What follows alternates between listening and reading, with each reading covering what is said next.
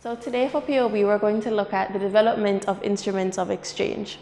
Now, we know that in order to carry out different business transactions, we need to use different instruments. Today, we use these things such as credit cards, debit cards, electronic transfers, which is really a bank transfer, telebanking, e-commerce, and also money.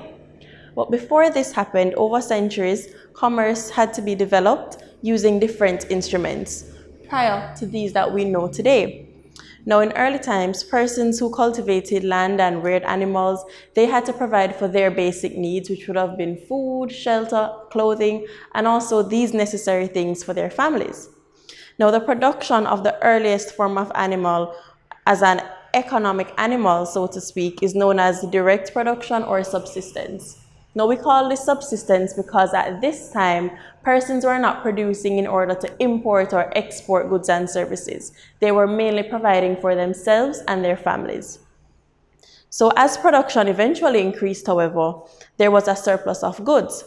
And so no individual could produce all their necessary needs as they would prefer. Hence, the system of barter was introduced. And barter is really the exchange of goods for goods or services for services, or goods for services and services for goods.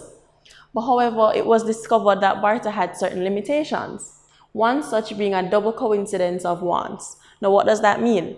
This means that both parties have to want what the other person is offering. So if I'm offering you a marker for a phone, you have to be willing to give me your phone for a marker. And if that's not the case, then barter cannot successfully take place. The second one is an exchange rate. Seeing that different goods had different values, it could not be that an established exchange rate could be introduced.